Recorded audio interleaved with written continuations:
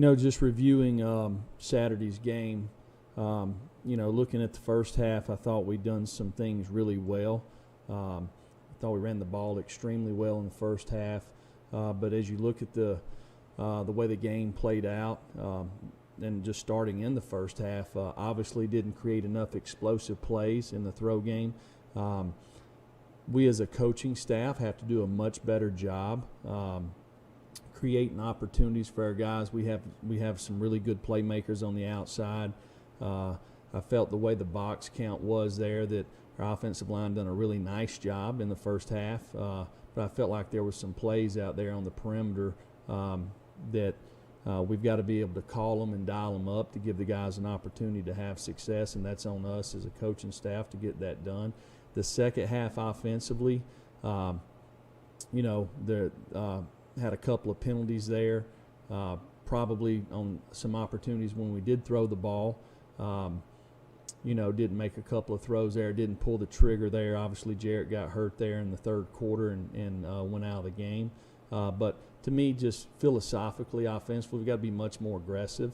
Got to push the ball down the field, and that's something that we've talked about as a staff and have continued to talk about it. We've got to be able to give our kids an opportunity to have success doing that. Defensively, you look for 3 out of 4 quarters. I thought our guys played pretty good. But in the third quarter there, starting with the opening drive of the second half, third downs were 3rd and 2, 3, and 5, whereas in the first half we'd kept them in a little longer down in distances. Felt like we had a chance to get off the field twice there and didn't execute calls like we need to. And then obviously there's 2 plays there.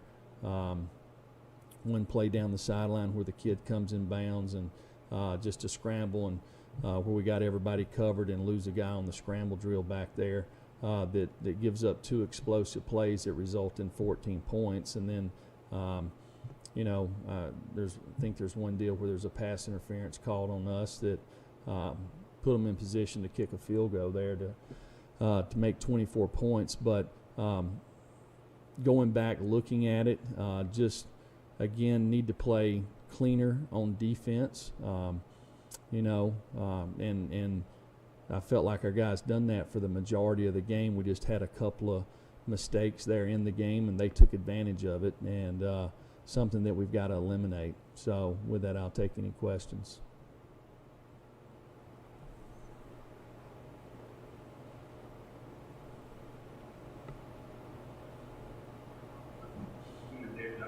Well, I don't know if y'all can't hear me. I'll go ahead and comment on Texas A&M too. Just looking at their tape over the last day, one of the more complete teams that I've seen in our league. I'm very familiar working for Jimbo in the past. Offensively, Kellen Mond seems like he's been playing there forever. Isaiah Spiller, along with the other running backs, they play 3 running backs, are very talented, got a huge offensive line. I think they're giving up the least amount of sacks in the SEC. Got playmakers on the outside defensively. They create a lot of negative plays. Have been, when it comes to production, I think they're probably number 1 in our conference or 2 defensively. So be a tremendous challenge for us. And then special teams, when you look at them, they've got really good return guys and they've got good specialists. So we'll need to find a way to create an advantage in the kicking game. All right, questions will go to Mike Wilson and David Up. Yeah, Jeremy, it seemed like you guys employed kind of a different way of signaling offensive plays, points, and Saturday. What was the reasoning for going with those placards on the sideline? Well, in this league, when you've been in it a while, you have guys that change staffs, and over the course of a season, it's not unusual to mix up your signals. It's part of the game. People, just like in baseball, they try to steal signals, so just trying to change it up. Is that something you anticipate using moving forward, or was that Arkansas specific? Well, it's something that we've done in the past. I think everybody does that. So obviously with the familiarity with last week's staff with Arkansas, with Coach Pittman and Coach Chaney, it's something that we just felt like we needed to do. David. Jimmy, some of the execution issues, especially the offense in the second half and some of the defensive busts on the back end, why do you feel like those are happening right now to you guys? Well, we didn't have defensive bust in the back end. Had a guy, really played really good technique, got the guy out of bounds, and the guy kind of pulled himself away there to get back in bounds and caught the ball on us. And then, we had the guy guarded in the back end. We just took our eyes off the guy on the scramble there. So scramble rule is something that we do every week. Offensively, as the game goes, there's more and more guys in there, and they get to play in man-to-man, and we have to take advantage of it. We got good skilled players on the outside, and it's something that we've done where we've created some big plays in games over the season, but we've got to be more aggressive to do that. Austin Price, then Blake Topmeyer. Coach, how do you become more creative on offense? And do you feel the way you all are playing offense with kind of ball control and running it a lot, that the margin for error for the defense is even tighter? Well, listen, offensively, the name of the game is scoring points. You can do it a bunch of different ways. You can run it every snap or you can throw it every snap, right? It's my belief that you probably need to be able to do both. And you've got to mix it in there, and you've got to keep the defense on their heels. And when you do that, sometimes you got to throw play action passes or drop back passes on first down. And when you do that, you got to take advantage of it. If they guard them, you got to take the check downs. You can't get holding calls. We've got to call an aggressive game, and when we do that, we've got to execute it to soften the other team up. Jeremy, what's the latest on Jared's health, and do you expect to have him for Saturday? It's day to day. Obviously, our medical staff didn't feel like it was in his best interest to play the rest of the game, so we held him out, and so it'll be day to day this week. What's the plan if he's unable to go? How do you prepare for that this week? Right, so we'll work the other guys and see how we develop this week and work a good game plan that fits all those guys. It's Farrar, then Brent Hubbs. Jeremy, you often talk about, after you watch the tape, things that you as a team and as a coaching staff maybe need to do different or better.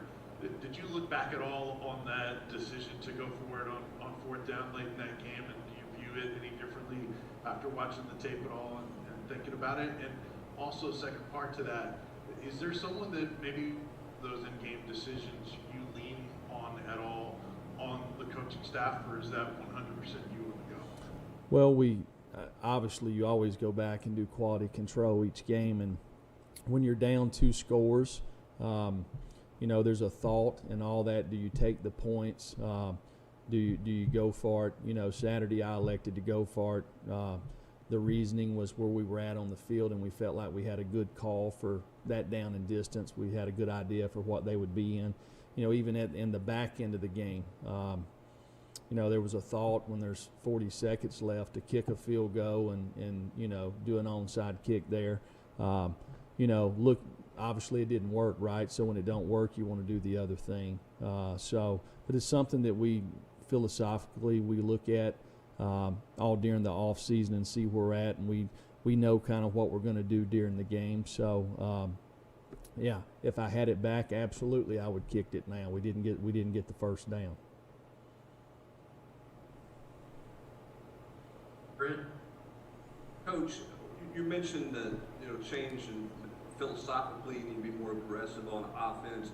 But what kind of led you guys to maybe go into a lack of aggressiveness or a bit of a shell offensively? Is that just trust in the quarterback position? Was that because of the 2 pick sixes at Kentucky? Because you mentioned you had explosive plays early in the year. What kind of changed the offensive philosophy the last couple of weeks? No, I think we had explosive plays against Alabama. You kind of get into that game Saturday, and we're controlling the ball. It's 13-0, which it's my belief that you got to be able to do both. You got to score touchdowns in this league, and try to eliminate as many field goals as you can. But we didn't. But we had good control of the game. But we kept it close by doing that. And in the second half, we didn't run the ball near as effectively as we did in the first half. And within a matter of one drive and one play there, we go from leading 13-0 to 14-13. One thing that I've said all along, you always want to coach aggressively. Whether you're calling a defense, you want to make the other team have to react to you, and it's something that we've got to do a better job of, really, in all three phases. And as a follow-up, Coach, any thought on the third quarter struggles? Just how you can rectify that? Has that become a mental thing? What do you look at with just you guys' inability to start the second half the right way or in a productive way? Well, if you look, I believe offensively, for whatever reason, we've had turnovers in that quarter. We did in Saturday, but turnovers and penalties. It's obviously something that if you're not doing it well, you really want to go back and try to figure out why. And we've done that. We've been doing that. Offensively, as a game goes, you see the plays that are going good. You mark them down to create a script for the second half. You meet with it at halftime, get you a good opening script. But Saturday when we come out the second half, we get a false start, gets us in a 2nd and 16. Have two good plays there, but we end up being 4th and 3. So got to do a better job there defensively. Just getting off the field on third down and that on the first drive there, and obviously the two plays that I previously talked about.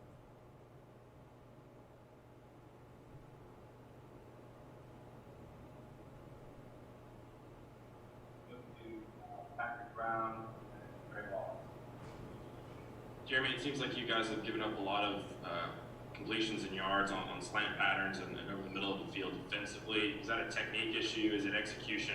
Or what do you guys need to do to maybe shore up that part of your defense? Well, probably a little bit of all of it. If you're going to play middle of the field coverage,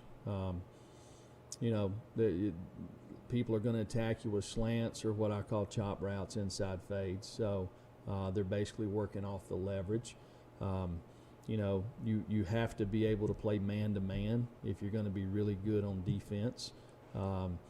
And by playing man-to-man with a middle field safety, that's the two things that people are going to attack. There's lots of times in the game that we play split safety coverage, and you can take that away. If you're going to do that, then you got to be able to stop the run with 6 guys in the box or find a way to hide to get the 7th guy. So, and there's lots of indications from formations that teams get in. And Saturday, Arkansas got in a couple of those formations, and you kind of anticipate these plays are coming. We've got to do a better job getting our guys prepared to understand that.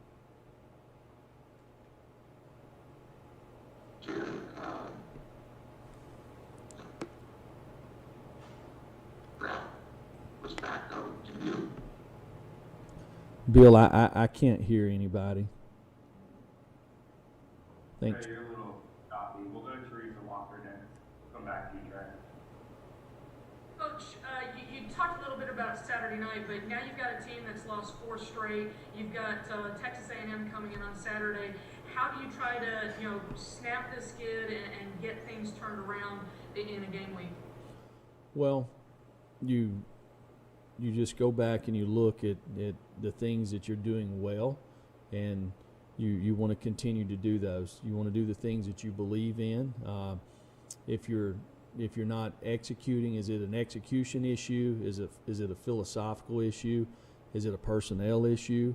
All those things. You got to go back and look and see. Something that we do after the games that we win, we do the same stuff. We keep trying to find a way to improve our football team. I feel like that if you look at this last week, It's kind of just what I said. We have to be more explosive on offense. You're not going to win games in this league scoring 13 points. We didn't turn the ball over, but we've got to be more explosive. And defensively, it's kind of what I said. You got to get off the field on third down, and you can't give up big plays. You got to make them earn it.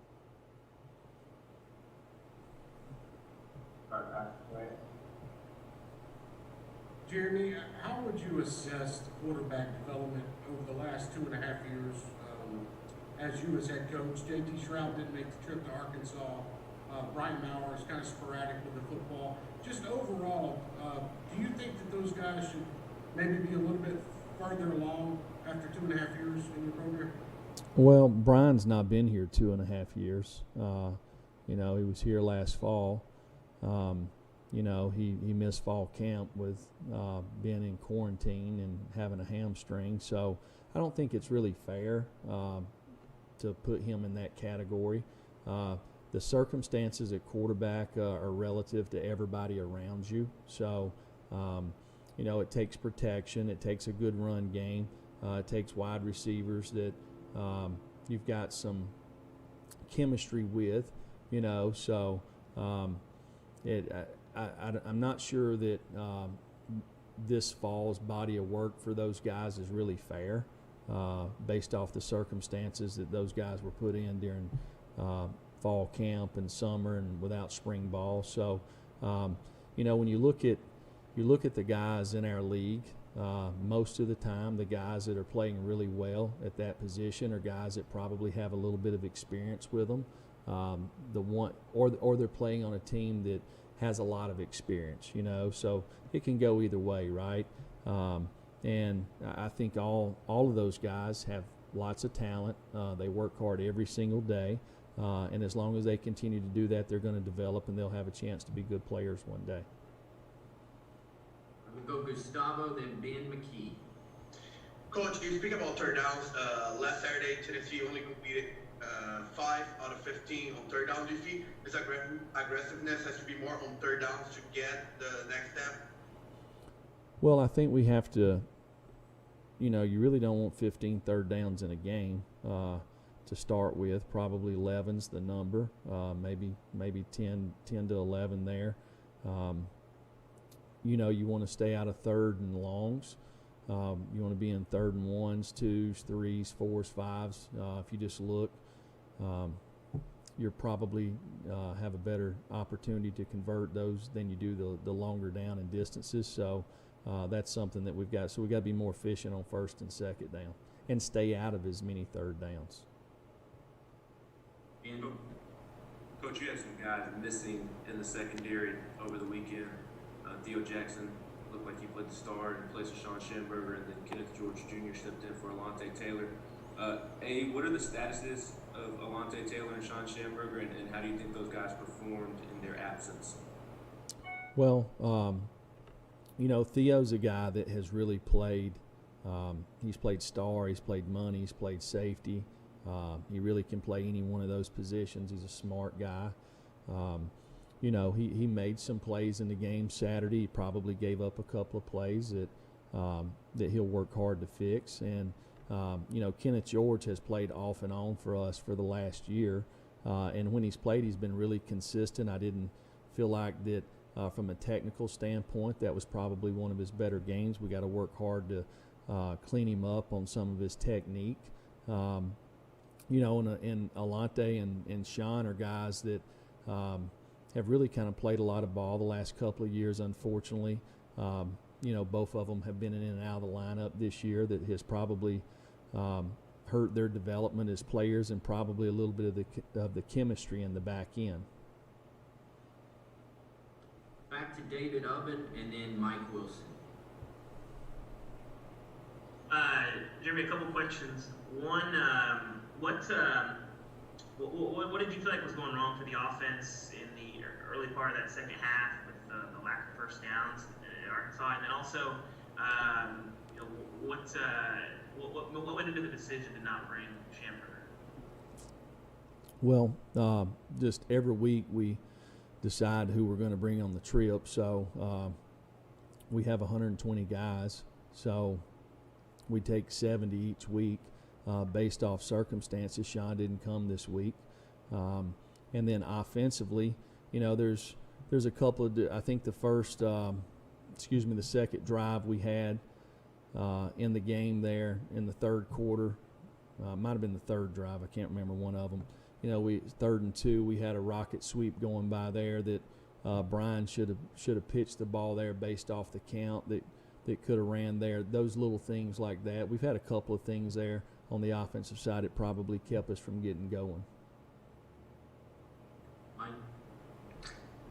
Yeah, Jeremy, Savion Williams announced he was entering his name in the transfer portal sometime Saturday night. What was your understanding of that decision, and what had you seen from Savion in your couple of weeks coaching the defensive line?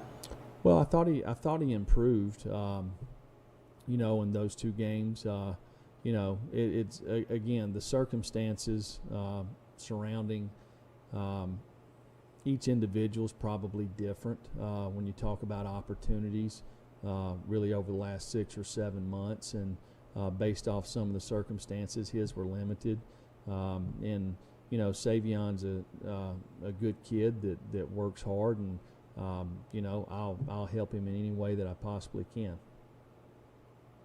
Last 2 questions will go to Tim Owens and Blake Topmeyer. Jeremy, obviously with a 4-game losing streak, Vol Nation's getting a little restless. What do you say to them to say, hey, relax, we're getting this thing turned around? Well, I sure wouldn't say that. That'd be the first thing. Why, to me, I'm just as restless as they are. So I think everybody's kind of in this together. We all want the same things. It's my name's at the head of the organization, right? I understand that. And we as a group in this organization, we got to find a way to get it going and play the right way and finish the right way. And that's on me as the coach and to get it going, and we're going to work hard to do that. Jeremy, 2 things. One, Latrell Bumpus, I think he exited Saturday's game. What's going on with him? And then, do you feel like Harrison Bailey showed you enough there in the 4th quarter to maybe get consideration and moving up the depth chart? It's unfortunate with Latrell. During warm-up, somebody fell into his leg there, and he's probably going to miss the rest of the season. So that's unfortunate for him. And I thought Harrison, based off the circumstance, done a really nice job there. They were dropping 8. He took what they gave him. He didn't try to force the ball until basically the time on the clock forced him to do that. So I thought that was promising for him.